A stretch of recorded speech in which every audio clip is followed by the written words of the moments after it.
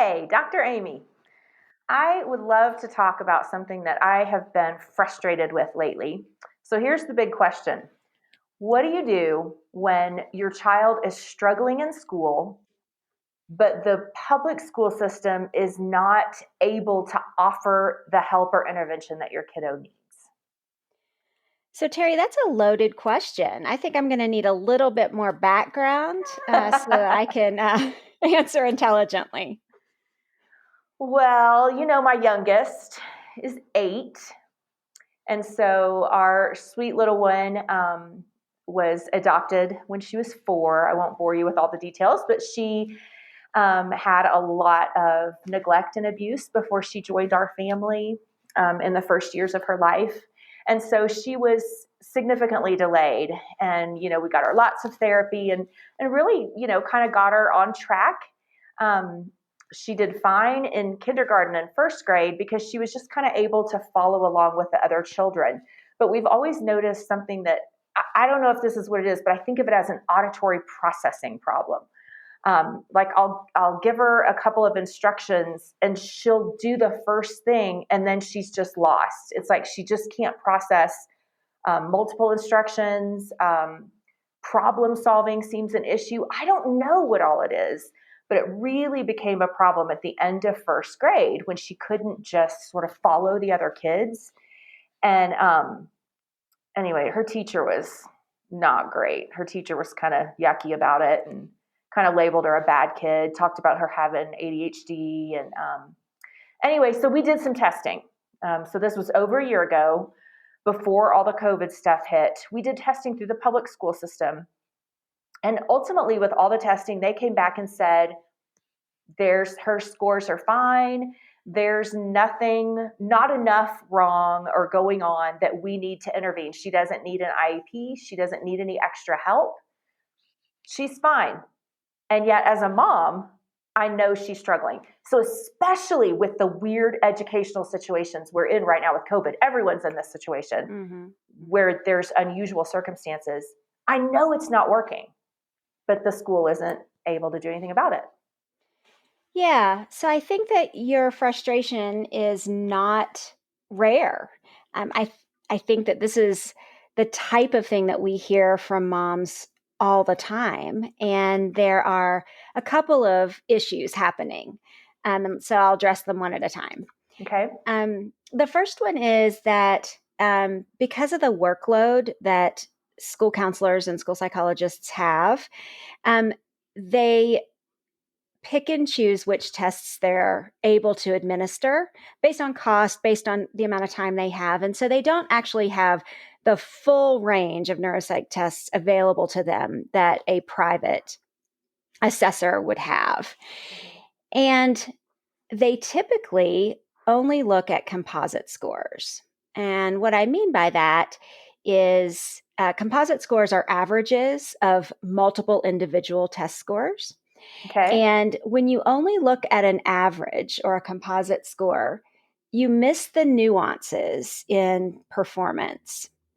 And a composite score can mask a true deficit. Let me give you an example. So let's say your child is administered 3 different tests of reading skills. Okay. Comprehension, fluency, and basic phonemic awareness. And let's say she scores a 96 on one, a 92 on another, but a 27 on the third. Yep. Well, what's the average of those? Pretty It's in the decent. 70s. Yeah, It's in the above average. 70s. Right. So if you're looking at the reading composite score in the 70s, then there's no red flag. There's no problem, right? Because it masked. So we call that subtest scatter when there's a wide variation in the scores of the subtests that make up the composite. And that's the biggest problem. If you do not drill down and really examine performance on each individual subtest, you can miss deficits. And if you miss deficits, you miss the opportunity to remediate them. Well, you nailed it. I know you've heard me talk about some of the struggles. So That's exactly it. She has great reading fluency. She can read out loud. I mean, even with expression, when, some of her classmates are struggling just with basic reading skills, her spelling is off the charts because she's a super visual thinker. Like when she was itty bitty before she came to us, um, she was very language delayed, but she did a lot of puzzles and coloring books. And she just developed this amazing visual processing. And so she spells as like a pattern. She sees words and reads. It seems to us like a pattern. So that like with spelling words, if she writes them, she'll get a spelling list. If she just writes them out 2 or 3 times, she'll never misspell that word again. And so her teachers look at her language arts and think, she doesn't need an IEP. She's doing great. We've got kids that are struggling with reading. But the phonemic awareness, what you talked about, it's like processing and understanding all the sounds together when they're coming at her. It just isn't working. Right. So she's memorizing words, right? Yeah. And so she's skating by because of Yeah. that. Yeah. The And pattern of them. that Yeah. happens. We see that all the time. Absolutely. And then one of the other issues we have is how percentiles are interpreted. And so if you look at statistically, the 25th to the 75th percentile is considered average. Okay. But we know that functionally, if you're performing in the 28th, 30th, 32nd percentile, that's not average. That's struggling. Okay. Yeah. And so you have to look at functional levels and not just statistically where the child is falling. And then I think the final issue is that many educators misinterpret the law. So nowhere in the IDEA law does it say a child has to be failing before they can receive services. Yes. IDEA law. Say what that is. IDEA. What does that stand for? Oh, well, I should look that up real quick. Individuals with Disabilities Education Educational Act. Act. Yeah, I think so. See, Dr. Amy, you are smarter We're than so you used think to you using acronyms that, sometimes the what those acronyms stand for elude us. You knew it. It was hidden away there in your big, powerful brain. Right. Well, you know what? Another, like what you're talking about, another example I wonder if other parents are struggling with is so my kids have kind of had this hybrid educational model. I mean, I think when COVID first hit, when the pandemic first happened, kids were just all stuck at home and trying to do schooling at home. And you know what? Let's just not even talk about how much that stunk, for lack of a more effective word. Yeah. It was horrible. We were all suddenly homeschooling, but we weren't homeschooling our homeschooling curriculum because I've been a homeschooler.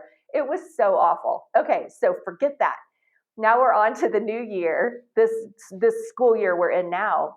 And so, yeah, my kids have had this hybrid model where they're in school for part of the days because they have 2 separate cohorts in the school, and then they're online for part of the days. So my little one, my 8-year-old with the auditory processing is how I think of it, with her deficits. So when she's in the classroom, again, like I talked about, she can follow along, she can watch the other kids and keep up enough. And so she does okay. But then with the online schooling, where the teacher's on the screen in front of them, and then all the classmates are in little boxes around her. And even though the teacher is like, you need to mute it unless you do your raise your hand thing, whatever, she just, I mean, the end of the little lesson, the 30 to 45 minutes, she'll just be in tears. She is completely overwhelmed by this auditory input without that in-person connection. And like the other day, she finishes an online lesson, an online class session or whatever. She has like 3 or 4 days. And I said, I'm in the other room and I'm just overhearing, and I said something like, well, honey, that sounds like fun. You get to write a story about a pretend leprechaun. That'll be so fun. And it's just silent. And I'm like looking around, is she okay? And she's looking up stuff on her little iPad, and she's just almost about to burst into tears. But mommy, that's not on my lessons. Well, it wasn't on her lessons. The teacher had just talked about it, and they had discussed it for like 15 minutes. Mm. And it's like she had no idea. It's like it didn't happen. And so I just get so frustrated. Like you said, the tests aren't accurate. And I've talked to the teachers about that and said, I don't understand. We need to do intervention now. And here's what you just said, before she fails. Mm-hmm. And they told me, we'll check again in a year or two. If things get worse, if she falls behind, I don't want to wait till she falls behind. I want to look at what's happening now and say something's going on. And she's at this age where I don't know, I feel like I'm scared. She's going to start feeling like a loser if these online classes continue and she's that overwhelmed. Yeah. Didn't you have a similar problem with your sweet boy, your youngest as well? Yeah, I did. So Evan, my youngest, really struggled with writing and spelling. And, every year in the teacher conferences, I would bring up, I'm concerned about his spelling, and I would get the same response. We're watching it, we're aware of it, he'll catch up. And so I was doing some, extra spelling work with him at home, um, pretty informally, but, just some extra practice. But, he wasn't improving. And so I showed up for parent orientation night in fourth grade. And you know how they've displayed artwork and, Yeah. different projects for parents to see. And Evan had a picture with a story on the wall, and he had spelled his middle name Wilym, William. William. And I thought, Phonetically, my kid is in fourth grade and cannot spell his middle name. And ouch. he had written a story about my husband, who was a fighter pilot at the time. And he said, people salute my dad, SALOOT, salute. So he was spelling phonetically. So standing in the middle of the hallway at the elementary school, I burst into tears and Oh, realized I failed as a mother. I failed as a no. psychologist. But um, we trust the school system. Absolutely. And so I had him independently evaluated. And lo and behold, my child had a severe auditory processing phonemic awareness deficit. He was an advanced reader because he had memorized words and fell through the Wow. cracks because he did not have basic phonemic awareness skills. Okay. And once I got those skills remediated, he took off. Okay, and can I just brag on him a little bit? Okay, you Took can off brag on is my kid. I'm gonna brag on him. Took off is putting it mildly because he is a freshman in high school now, right? Sophomore. Ha. Oh, Sophomore. sophomore. Mm-hmm. Oh, he's Ian's age. Is that right? That's right. Okay, so he's a sophomore in high school, but not really. He's in college already. Yes, he's a sophomore in college at 16. So it is amazing. Yeah. So he didn't just get back on track. No, by eighth grade, Oh, he had tested into gifted and talented language arts. that's amazing. And I want that for my sweet J Daria. I want her to be able to, I don't care if she's the top of the top, but I want her to feel confident and successful. Because it causes problems in lots of areas. She breaks down into tears when she meets up with obstacles and doesn't know how to get past those obstacles. And I just think some of that is because she feels that lack of confidence, that frustration that she's just not quite getting it so Mm-hmm. often. Yeah. It And just she breaks your feels that. heart as a mama. It does. And I want better for her. Okay, so you trusted the school system like I've been doing. Okay, Jadari is only in second. And obviously, I'm a little more aware of this because of your story and because of, our experiences in cognitive research. But tell me, you got intervention for Evan. What was that? What did that look like? Yes. So I put Evan through an intensive reading remediation program called ReadRx. And it's a program that is offered at Learning RX, brain training centers. And it is a sound to code reading and spelling program, and they get down to the basic phonemic awareness, auditory analysis skills that are the foundation for reading ability. Okay. And so he went through about 120 hours of that program, and it's 120 hours. combined with, yeah, well, it's combined with brain training, Okay. because we know that reading actually takes cognitive skills as well, right? And so, I mean, the reading ability requires processing speed and working memory and long-term memory and attention. So there are, you know, cognitive components to reading. And so if you don't address those, you might improve some reading skills a little bit. But if you really want um, to cover all of your bases, then you need to address the cognitive deficits that are there Yeah. too. So 120 hours sounds, I mean, you say that and I go, 120 hours, but what did that really look like in real life? Yeah, so that was 90 minutes, 3 days a week, for about 9 months. And yeah, sure, it was a lot of time. But he had such an amazing connection with his cognitive trainer that he was so excited for those appointments 3 days a week. That was his special time to have Yeah. this one on one, you know, therapeutic connection that really made him feel special. Nice. That we were willing to commit to helping him. A lot of times children that are struggling in school, when they walk in those school doors, they feel deflated, Mm-hmm. right? And so then their motivation plummets. Mm-hmm. And, even if they qualify for, extra reading help in school, they aren't always motivated to engage, right? Because it's just, they think that you know, they think that I'm not going to succeed. They're just throwing me in this remedial room. Right. But when you have your special outside after school appointment, it feels different. That's awesome. Mm-hmm. Yeah. Instead of being taken out of the whole classroom situation and put, Right. And this is, missing more instruction. and what my kids have called it, and this is terrible. This is absolutely terrible, but they call it the dummies class. Mm-hmm. And when you get put in the dummies or the dummies group, Yeah. and that's, and Well, I and don't, even when teachers try to get creative and rename the groups, the bear group, the lion group, uh-huh, the tiger group, well, everybody knows that the bear group is the dummy group. yeah, everybody knows. Kids are, Yep. astute. They pay And no matter attention. what we say about that's not politically correct, we shouldn't say that. Kids do. I'm sorry, kids just do.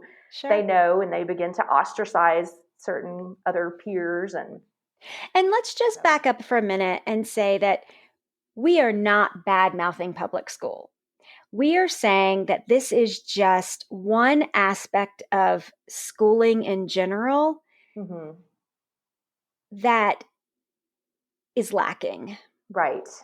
by virtue of mass education, Yeah. right? Teachers can Yeah. only do so much. You could only Absolutely. do so much. And so that's why you have to have supplemental education providers to meet these needs, Right.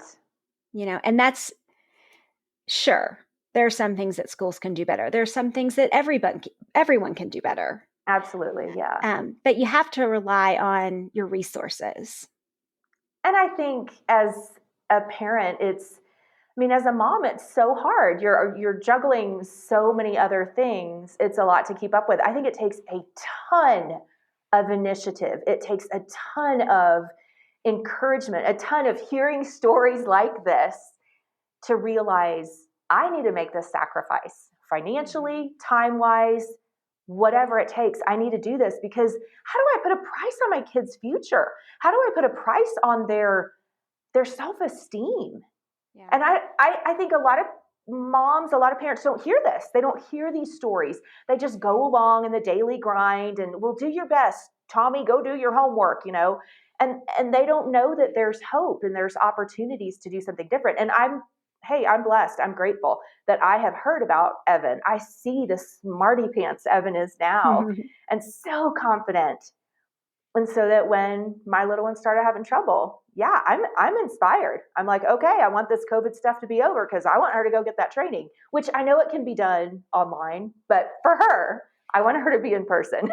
Yeah. It'll be better for her. So, Sure. I wanted to ask another question just about pursuing this kind of intervention. We're talking about the program that Evan did, Learning RX. So this is, I mean, I don't know, question, opinion, whatever.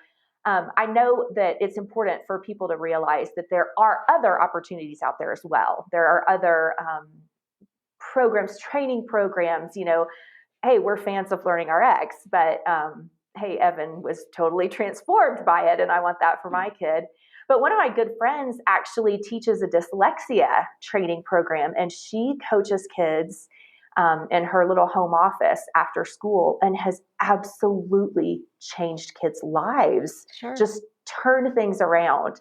I think there's like Orton Gillingham dyslexia training, there's Dyslexia Training Institute, where parents can actually get training, or you can find a trainer in your area. So there are many things if we as parents can just take that initiative.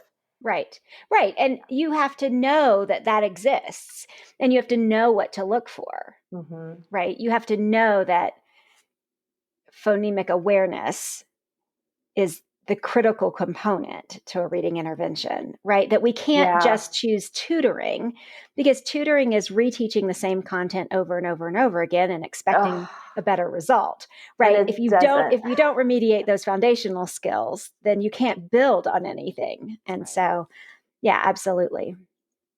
Well, a cool thing we have worked with in our work, we have worked with kiddos, done research with kiddos that have gone through the Learning RX training. And it's been amazing to see this little side benefit that's not a part of the training, but it was incredible to see parents comment over and over and over again. My kiddo is more confident. My kiddo is more responsible. My kiddo is more socially interactive. My kiddo is more emotionally in control. I mean, all these behavioral changes over and over. We had parents commenting on that. And I know that's not what the training is about, but what an awesome side benefit that is. I mean, as a mom, I'm like, is there a magic pill to help my kid behave better? And no, that's not what it's about. But I'm excited for her to go through training because I think we'll also see those benefits. Sure. And it it makes me want to say, how a drug will say may cause drowsiness, may cause, itchiness or hives or whatever. And so Right. I love to be able to say may cause an increase in self-esteem, Uh-huh. may cause success on the ball field, may cause you Nice. to drive better. I mean, it's just, um, there's certainly not a promise that you're going to get those Yeah. pleasant side effects. But yes, it's been really exciting in our research to see those trends over and over and over again. But it makes sense, right? When you experience success, Yeah. there's a psychosocial aspect to that for sure. And here's the neat thing as well. Your belief in your ability to perform well in school is a bigger predictor of academic achievement than your actual ability. Yes. Oh, Right. yeah. I So wish. when you begin to experience success and you begin to believe in your abilities, and believe that you can do it, that's a key part of achieving. Yeah. There's several. We've pulled a couple of those research studies. I wish I had them right in front of me, but yeah, there are bona fide peer reviewed research studies that that tout that as truth. Yeah. Your belief that you can do well is more important than your actual skill. Yep. So Well, and if our listeners are interested in seeing our research, where we found that, they can go to learningrx.com/research, nice. and all of our research studies and data is there. Yeah. Well, I am more hopeful, Dr. Amy. You have brought great inspiration. And of course, I already had some of that, but I wanted to recount the stories so that our listeners could hear and feel the same motivation and hopefulness that I now have for my struggling kiddo. Yeah, and Teri, I appreciate your willingness to share your personal, struggle with, your child too, because, I think it's super important that we share that, we're personally impacted, Yeah. by these struggles. This isn't just for our listeners. I mean, this is stuff we're Right. living. Yes. Yeah. Oh my goodness. That's what makes it so fresh and passionate. It's real life. Ugh. Well, Dr. Amy, thank you so much. If our listeners have questions, what should they do? What should they do? There's several things they could do, Okay. right? So they can email us, Dr. Amy at brainymoms.co or Teri at brainymoms.co. Or if you want to learn more about the program that we talked about, you can go to learningrx.com. Okay. And we will have resources in the post. Yeah, we'll do show notes. Show notes in the post. So you can check on links or anything you want to follow up with. Yeah. You can follow us on all social media platforms under the handle at the Brainy Moms. All right, listen in so you can be more of a brainy mom too. You know you are. That's why you're here. And Amy, what do you always say?